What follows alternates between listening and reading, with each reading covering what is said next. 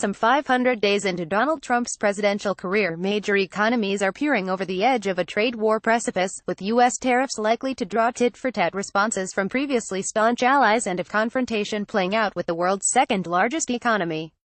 Yet markets remain remarkably calm in spite of some volatility, as economists and investors make a big bet that practicality will, eventually, trump rhetoric and stop a dangerous escalation. Politics, not economics. Investors may be taking some comfort from the White House's clear political opportunism in the place of a coherent economic plan behind the tariffs on EU, Canadian and Mexican steel and aluminum, 25% and 10% respectively. The intended audience is clearly at home, particularly in the so-called Rust Belt, the deindustrialized states which helped to put Trump in power. Midterm elections in November already loom large. Andrew Cunningham, chief global economist at Capital Economics, said, "It's difficult to analyze him as being a logical policymaker. He's trying to please his base, that's the main driver." Trump is expected to focus on eye-catching political victories for traditional heavy industries, rather than pursuing a strategic and consistent policy to reduce the $566 billion, £424 billion trade deficit run-up in 2017. Read more. Made a Trump, steel tariffs, deeply disappointing. Previous evidence from Trump's own negotiations suggest the tariffs could be more opening gambit in an ongoing negotiation than full-blown trade war declaration, according to Ben Robinson, deputy head of research at the Official Monetary and Financial Institutions Forum.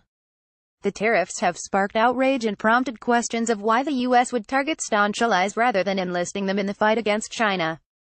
But the move fits with Trump's view of the world as a web of bilateral relationships, said Robinson. "I see it partly as the U.S. playing hardball with China," he said, leaving open the possibility of face-saving compromises on other issues later. Legitimate concerns. One of the ironies of Trump's Twitter diplomacy is that the medium has overshadowed elements of a legitimate message. China is regularly criticized in international forums for its trade policies, particularly with regard to joint venture rules which essentially force firms to give up intellectual property to native rivals, as well as large subsidies across heavy industry. Even if the diagnosis is partly correct, economists almost universally believe that protectionist tariffs are not the cure. The extent of damage to the world economy by Trump's trade policy will be determined by the president's commitment to actually cutting the trade deficit, rather than securing merely symbolic victories. The recently imposed tariffs won't have large macroeconomic consequences, even accounting for retaliation, according to economists at J.P. Morgan, but neither should their significance be underplayed, as it raises risks of greater conflict ahead. Read more. Trade war looms as China sends warning to U.S. after damp squib trade talks. Trump has pinned his political reputation on reducing the trade deficit figure, which he erroneously believes is $800 billion, apparently ignoring exports.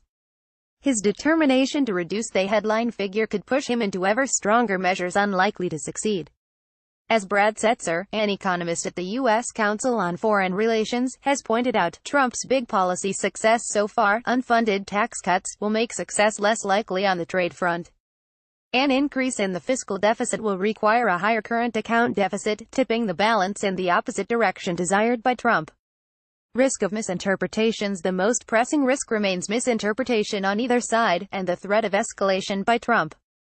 Typically when he's being threatened he tends to counter-retaliate, said Gregory Dacko, head of U.S. economics at Oxford Economics.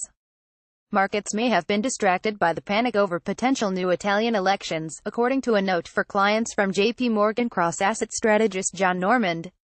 For currencies in particular, there are fatter tail risks around U.S. trade policy than what has been likely assumed, he said.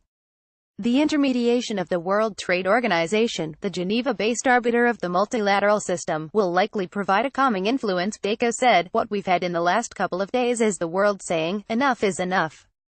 We're going to do this the normal way. Yet the dismay of the U.S.'s allies is clear. British Prime Minister Theresa May yesterday told Trump the tariffs were unjustified, according to Downing Street. French Finance Minister Bruno Le Maire illustrated the loss of faith in the U.S. in a cutting description of the G7, G6+1. Markets will likely live with the occasional tariff skirmish, but economists say the more significant damage may be the U.S.'s symbolic retreat from its position as keeper of the multilateral rules-based order. Read more. America Last: How the U.S. is abdicating its global leadership.